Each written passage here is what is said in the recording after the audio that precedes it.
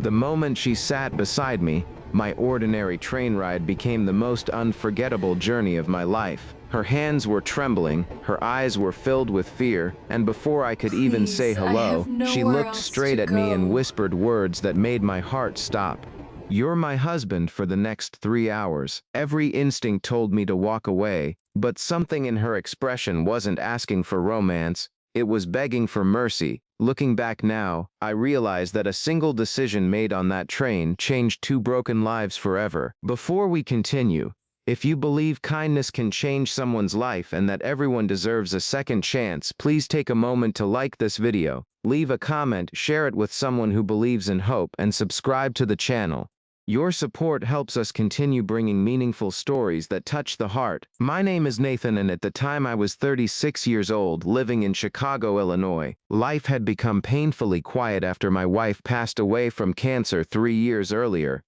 Since then, every day felt exactly the same. I worked as an architect, kept to myself, and traveled frequently by train whenever possible because it reminded me of simpler days. That autumn afternoon, I boarded a long-distance train heading toward Denver, expecting nothing more than another silent ride with a book in my thoughts. Instead, destiny reserved the seat beside me for someone who looked like she hadn't slept in days. Her name, I would later learn, was Rebecca. She wore a green coat, clutched a worn leather purse against her chest, and constantly glanced toward the door connecting the train cars. She looked frightened but determined, as though every second mattered. Without introducing herself, she quietly reached over, held my hand, and rested her head lightly against my shoulder. Before I could react, she whispered that she knew how strange this sounded, but she desperately needed me to pretend to be her husband until the train reached Denver. She promised she would explain everything later. I almost stood up to leave, convinced I had somehow become part of an elaborate scam. Then I noticed tears gathering in her eyes as she looked toward the next car. A tall man entered our carriage moments later. He slowly walked through the aisle, scanning every face with unsettling intensity. When his eyes briefly landed on us, Rebecca squeezed my hand so tightly I could feel her shaking. I instinctively wrapped my arm around her shoulders, pretending we were an affectionate married couple. The stranger frowned, hesitated for a long moment, then continued walking until he disappeared into another section of the train. Only after he vanished did Rebecca finally breathe again. For nearly an hour, neither of us spoke much. Eventually, she explained everything in a trembling voice. She had been engaged to a wealthy businessman named Victor, whose charm had hidden a controlling and abusive nature. When she discovered financial crimes involving his company, she secretly collected evidence before escaping. Victor had learned she was leaving and had sent people to find her before she could deliver the documents to federal investigators waiting in Denver. Traveling alone made her an easy target, but she hoped pretending to be someone's wife would make anyone searching for her hesitate. I wanted to believe her, but years of disappointment had taught me to question impossible stories. Then she quietly opened her purse and showed me neatly organized folders, flash drives, and legal papers. More importantly, she showed me bruises she had hidden beneath her sleeves. In that instant, doubt disappeared. What remained was the painful realization that this terrified woman had trusted a complete stranger simply because she had no one else left. The hours that followed became an emotional test neither of us expected. We shared stories about the lives we had lost. I spoke about my late wife Sarah, whose courage during her illness had taught me that love was measured not in years but in sacrifice. Rebecca admitted she had grown up believing that love required enduring pain because that was all she had ever witnessed in her family. Somewhere between the endless railroad tracks stretching across America's heartland and the golden evening sunlight pouring through the train windows, two strangers discovered that grief speaks a language understood by every broken heart. The tension returned when the same man appeared again, this time accompanied by another individual.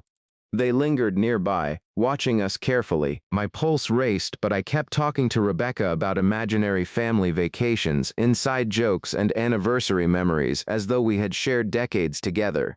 She played along flawlessly, smiling through tears while resting her hand in mine.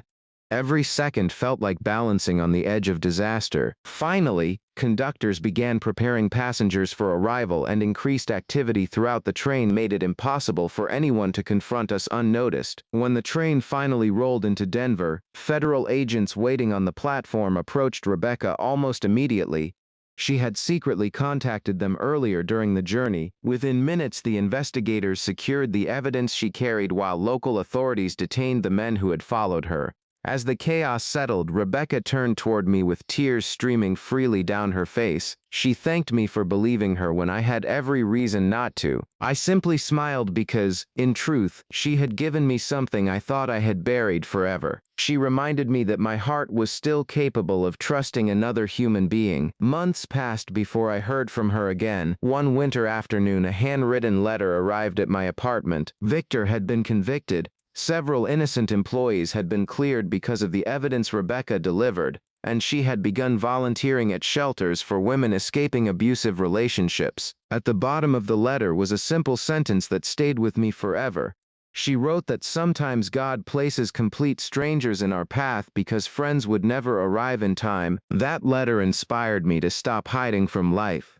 I began volunteering in my own community, reconnecting with family, and opening my heart to people again. Rebecca and I remained close friends, speaking occasionally, encouraging one another through life's challenges. We never became husband and wife in reality, but for 3 unforgettable hours, pretending to be married became the bridge that carried two wounded souls toward healing.